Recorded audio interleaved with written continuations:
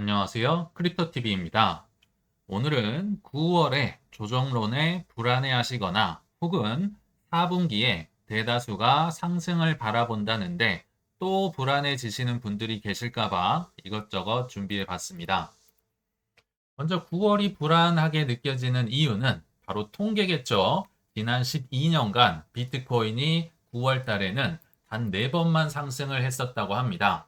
아마 많이 보셨겠지만 올해 9월을 뺀 과거 12번의 9월 달 중에서 상승, 즉 초록색은 4번밖에 보이지 않네요. 대부분이 10벌건 구간에 있고요. 또 월 평균 수익률을 보시더라도 1월부터 12월 중에 압도적인 꼴등을 기록하고 있습니다. 근데 뭐 조정은 뭐 올 수는 있다고 생각이 드는데 더 큰 문제가 뭐냐? 그러니까 조금만 떨어질 것 같아도 투자 심리가 뭐 공포가 왔네. 9월에 급락장 오는 거 아니냐? 그리고 9월 달은 4번밖에 안 올랐어. 비트코인 매수는 신중하게 해야 돼. 라는 기사가 쉽게 우리 눈에 들어온다는 건데요. 저는 이런 기사를 볼 때마다 심기가 불편합니다. 왜냐면요. 설사 조정이 좀 나온다 할지라도 자, 코인으로 돈을 벌기 위해선 싸게 사서 비싸게 팔으셔야 되는데 조정이 왔어요. 그럼 비트코인 매수를 신중하게 하셔야 될까요? 적극적으로 하셔야 될까요? 적극적으로 하셔야 될 거 아니에요. 근데 이 쌀 때는 신중해라. 그래서 제가 좀 이런 기사를 보면 불편해지는 것 같습니다. 이 현황을 먼저 좀 파악을 해보시면 아마 이것도 많이 보셨을 텐데요. 글로벌 유동성, 이 노란색은 지금 뭐 비트코인과 상관없이 계속 쭉쭉 올라가고 있습니다. 이게 팩트예요. 그리고 이게 중요한 이유는 선행 지표입니다. 뭐 81일이든 뭐 10주든 뭐 며칠인지는 정확히 모르겠지만 아무튼 이거를 선행해서 비트코인이 따라간다. 근데 지금 우리의 비트코인 주황색은 시무룩하게 지금 쳐져 있죠. 저는 이게 9월 조정론을 이미 반영을 하고 있다 생각이 듭니다. 왜냐하면 지금 반대로 가고 있죠. 그래서 저는 이 갭이 채워질 가능성이 높다고 보고 최근에 비트코인을 좀 샀거든요. 왜냐하면 조정이 혹시라도 길어지면 조정 초반에는 비트코인 이 덩치 큰 걸 사는 게 나을 거고 조정이 혹시 더 길어진다? 그러면 알트코인은 더 떨어질 거 아니에요, 비트보다. 그러면 뒤에 가서 뭐 다른 알트를 사면 되는 거고. 그래서 저는 최근에 비트코인을 뭐 달러 환전하듯이 이거 비싸서 못 사거든요. 막 이것저것 생각하시면. 그래서 좀 모아갔다 생각이 들고요. 그래서 물론 뭐 이렇게 갭이 있는 구간도 있지만 결국은 어차피 이거 채우러 간다. 그래서 저는 최근에 비트를 좀 샀다. 이렇게 말씀을 드렸었습니다. 그럼에도 9월이 불안하시거나 또는 4분기에는 뭐 이거 다 같이 행동하면 안 된다면서 이거 다 같이 상승을 보고 있으니까 또 불안하시다. 만약 이런 분이 계시다면 저는 소액만 투자하실 것을 강력히 추천드립니다. 왜냐면요. 아직 돈을 버실 준비가 안 되신 것 같아요. 투자는요, 굉장히 어려운데 반해서 굉장히 쉽게 생각하고 접근을 하는 경향이 있습니다. 뭐 동네 마실 나가거나 뭐 동네에서 뭐 배드민턴 배우러 가는 이런 느낌으로 투자를 하시면 안 됩니다. 투자가 쉬웠으면요, 누가 힘들고 어려운 일 합니까? 다 투자로 돈을 벌지. 그래서 아직 돈을 많이 버실 준비가 안 돼 있다. 이거 이룰 수 있으니까 좀 소액만 하셨으면 좋겠고요. 단지 저희는 팩트를 기반으로 추정입니다. 저희도 추정이겠죠. 이걸로 도움을 드릴 뿐이지, 이제 소화는 내 이제 성향과 판단에 맞게 내 몫입니다. 소화는 각자 해주시면 좋을 것 같아요. 그래서 일단 이제 본론으로 들어가서 뭐 여러 가지 지표는 많이 소개를 예전에도 드렸으니까 이걸 떠나서 아직도 불안할 필요가 없는 이유를 제가 두 가지 정도 소개를 드릴 텐데요. 첫 번째는 행동을 봐라. 트럼프의 행동이 더욱 노골적으로 진행이 되고 있죠. 그래서 월스트리트 저널에서 어제 기사가 났는데요. 트럼프 가문이 무려 5빌리언 달러, 하나로 7조 원이 넘는 돈을 월드 리버티 파이낸셜 토큰 하나로만 벌었습니다.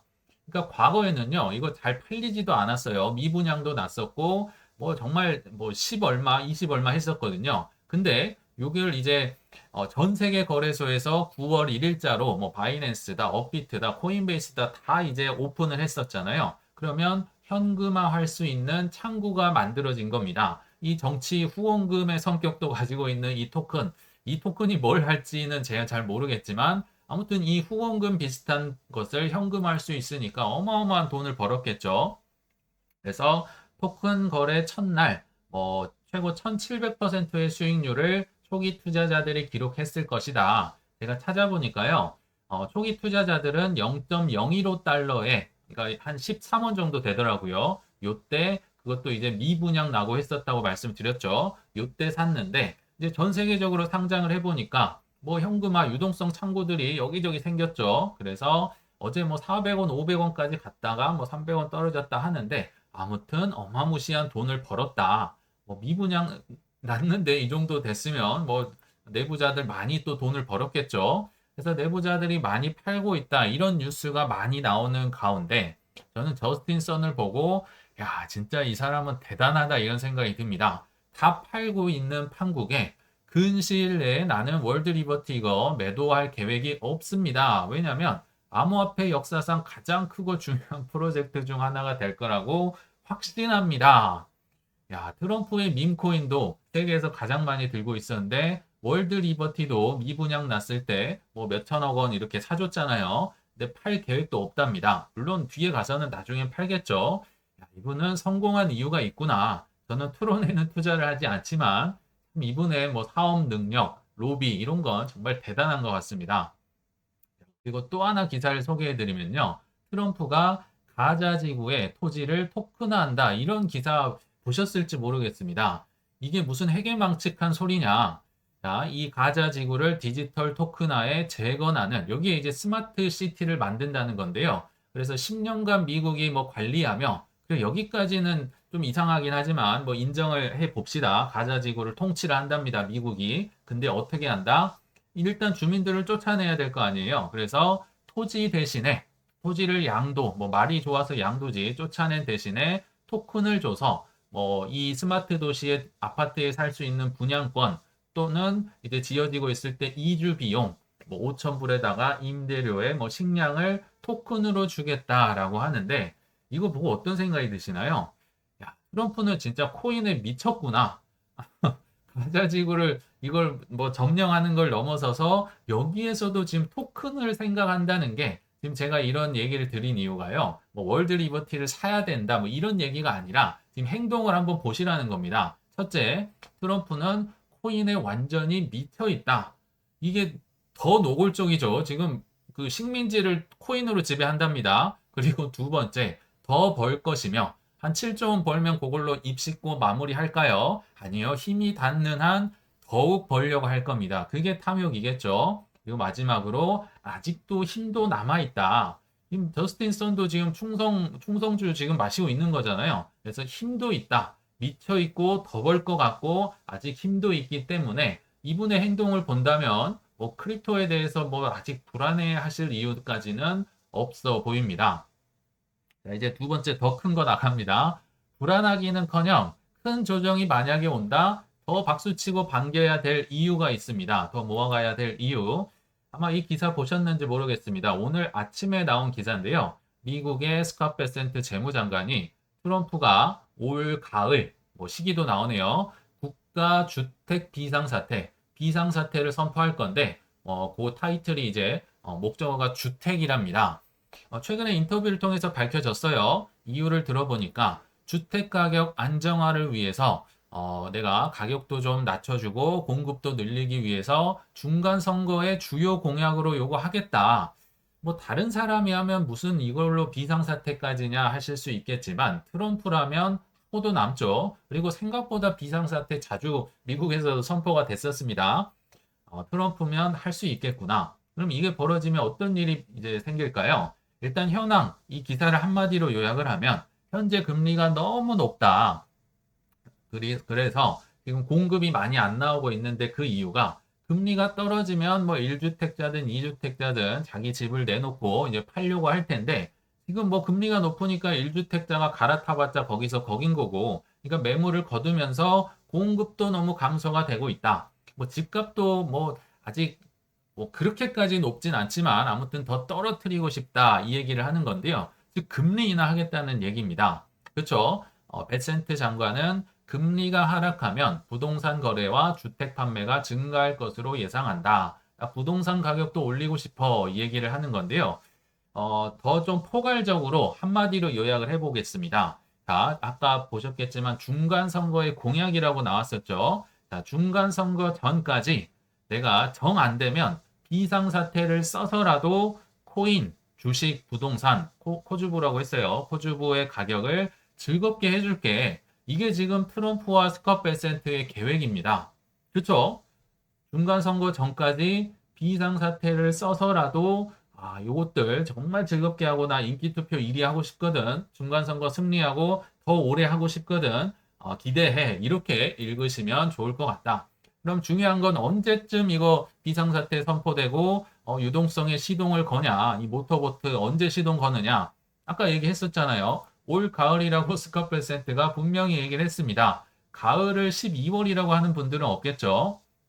9월에서 11월 사이에 모터를 시동을 걸 가능성이 있다. 왜 하는가? 팬데믹 이후에 지금 뭐 주택 가격이 올랐어요. 근데 금리도 높아요. 그래서 안정시키기 위해서라고 하는데 제가 볼 때는 가격은 더 오를 것 같은데요. 어떤 조치가 포함되느냐? 물론 금리 인하가 이제 첫 번째겠지만 거래 비용 인하, 뭐 정부에서 할 수 있겠죠. 이거 특정 자재 관세를 면제해주고 나무나 돌이나 이런 거 관세 면제해주면 좀 쉽게 지을 수는 있겠죠. 그래서 여러 가지 대책이 나오겠지만 핵심은 금리 인하다.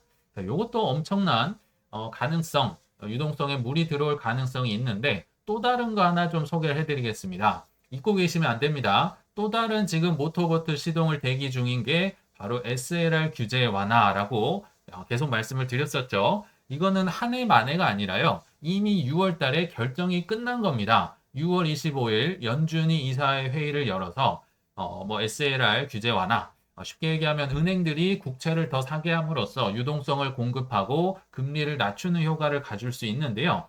규제 완화안을 의결하고 발표를 이미 끝냈습니다. 그래서 6월 27일자에는 이제 연준뿐만 아니라 FDIC 등등 미국에 있는 모든 금융기관이 승인을 완료했어요. 그래서 언제 하느냐? 일단 수렴 기간, 공개 의견 수렴 기간이 1호부터 60일이기 때문에 8월 26일자로 해서 수렴 기간도 끝났어요. 이제는 하면 된다. 그래서 제 머릿속에도 이게 9월 초쯤부터 시작할 텐데 하고 있었는데 아직 발표는 나지 않았지만 제가 올해 7월 달에 있었던 최근 기사를 가져와 봤는데요.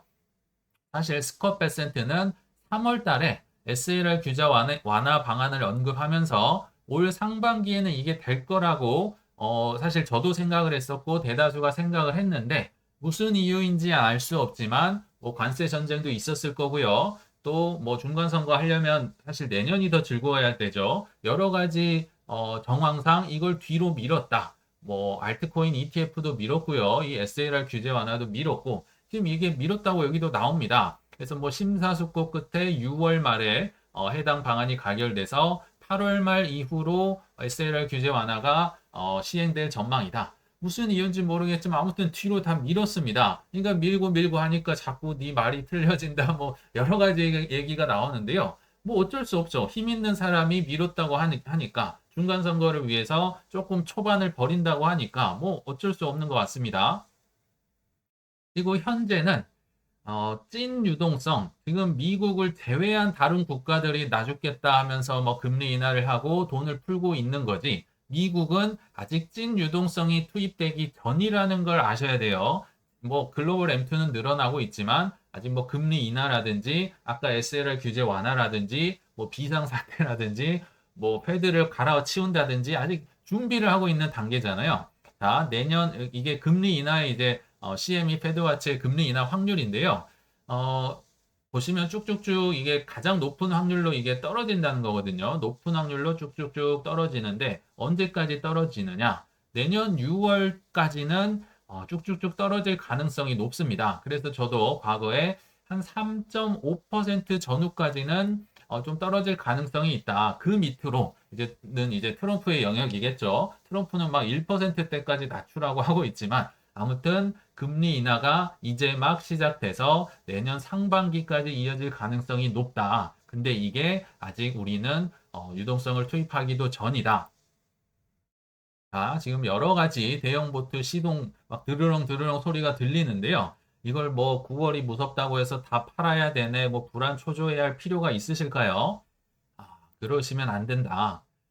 그리고 또 하나, 그렇다고 해서 너무 늦게 모터보트 시동을 걸면 어떤 참사가 벌어지냐면요. 지금 이게 유동성을 올린다고 해서 즉각적으로 효과가 일어나지 않아요. 그렇게 빨리 반응한다는 비트코인조차 아까 뭐 82일 걸려 따라간다고 했었잖아요. 그마저도 이제 디커플링 갑자기 나는 구간도 있고, 그래서 너무 늦게 시동을 걸잖아요. 예를 들어 뭐 내년에 뭐 시동을 건다. 유동성 효과가요. 중간 선거 이후에 나타날 수도 있습니다. 비트코인도 그렇게 늦는데 주식이나 특히 부동산은 훨씬 늦게 나오겠죠. 그래서 아마 뭐 4분기 정도부터 유동성, 이 모터보트 돌리는 시동 걸 가능성이 높다. 뭐 아주 오래 기다릴 필요까지도 없다라고 개인적으로는 생각이 드네요. 그래서 결국 투자는요, 한눈에 제가 그냥 제 생각을 말씀드리면, 일단은 투자를 잘하기 위해서는 내 판단으로 수많은 실패를 해 보셔야 되는 것 같습니다. 실패 없이 잘 된 분들 저는 한 번도 보지 못한 것 같습니다. 저도 많이 했고요. 그 다음에 어떻게 한다? 이 실패를 바탕으로 내가 안정적으로 느낄 만한 포트폴리오를 갖추는 겁니다. 뭐 비트 이더를 많이 해야 된다든지 정말 뭐 위험한 거 잘 견디는 사람들은 뭐 작은 코인을 하실 수도 있겠지만 저는 그런 보통 사람들은 그렇게 못할 거라 생각이 들거든요. 그래서 내가 안정적으로 느끼는 포트폴리오를 구축한다. 근데 여기까지는 그래도 노력을 하면 될 것 같아요. 근데 어려운 게 뭐다? 이제 눈이 오든 비가 오든 뭐 난리가 나도 밀고 가는 거, 인내심 있게 가져가는 거, 요건 저도 이제 많이 부족한 것 같거든요. 그래서 요게 결국은 투자로 큰 수익을 거두는 비결이지 않을까 생각이 듭니다. 그래서 마지막으로 한 데이터를 가져와 봤는데요. 이게 이제 오랫동안 투자를 좋은 자산으로 하셔야 되는 이유를 나타내는데요. 최근 10년간 비트코인, S&P 500, 나스닥, 금, 부동산, 10년 국채, 뭐 현금에 대해서 진짜 수익률을 비교한 차트입니다. 여기 보시면 요거는 이제 명목 수익률, 그러니까 실제로 눈에 보이는 수익률이라고 보시면 되고요. 이거는 물가를 감안한 수익률입니다. 물가가 올라가니까 내가 돈을 벌어도 주위 물가가 올라가면 돈이 상쇄가 되잖아요. 근데 연평균 한 7% 정도 물가로 인해서 내 소득이 까지는 것 같아요. 그리고 진짜 수익률, 요거는 뭐 현재는 비트코인은 이제 세금을 한국에선 매기지 않지만요. 다른 웬만한 국가는 매기고 있죠. 그래서 대략 세금을 한 20% 떼고 나머지 수익이라고 가정을 하더라도 비트코인은 뭐 60% 원래 명목으로는 보이지만 뭐 물가 떼고 세금 떼고 하면 그래도 46% 정도 매년 올라왔다는 겁니다. 근데 그렇게 많이 오른 것 같은 S&P 500과 나스닥도 이것저것 차포 떼면요. 2% 4%입니다. 뭐 이걸 막 어마어마한 수익률이라고 보긴 좀 어렵죠. 그리고 제가 선을 그었는데요. 이 밑으로는 이걸 벌었다고 하기에는 애매한, 그러니까 금도 막 엄청 오른 것 같은데요. 결국 이것 떼고 저것 떼면 0.5% 거의 본전인 거고요. 특히나 미국의 부동산, 10년 뭐 국채, 현금은 굉장히 큰 마이너스를 기록하고 있다. 이걸 보시면 어떤 생각이 드시나요? 그래서 투자는 결국 좋은 자산을 먼저 찾을 수 있는 능력, 이게 있어야겠죠. 좋은 자산을 먼저 찾아서 두 번째, 싸게 많이 사서 조정이 오면 더 사고요. 싸게 많이 사서 비쌀 때 팔면 큰 수익률을 거둘 수 있겠죠. 자, 그럼 반대로 돈을 잃을 때는 어떻게 해야 될까요? 한방 자산을 찾아서 내가 소액이니까 나는 비트 이더 못 사. 나는 조그만 거 한방 자산을 막 찾아서 비쌀 때 몰빵을 하겠죠. 이걸 뭐 쌀 때마다 모으시는 분들 저는 많이는 못 본 것 같아요. 비쌀 때 몰빵. 나는 소액이니까 몰빵. 그래서 더 비쌀 때 팔고 싶겠지만 결국은 쌀 때 매도를 하는 이런 시나리오로 가면 이제 돈을 잃을 가능성이 높아지지 않을까 생각이 듭니다. 그래서 오늘의 결론은 과거에도 말씀을 드렸던 누가 했는지 모르겠지만 아무튼 저는 너무나 동의하는 말입니다. 미를 하락할 때 들고 있지 않으신 분들은요. 상승할 때도 들고 있지 않다. 뼈를 때리죠. 그래서 큰 수익률은요.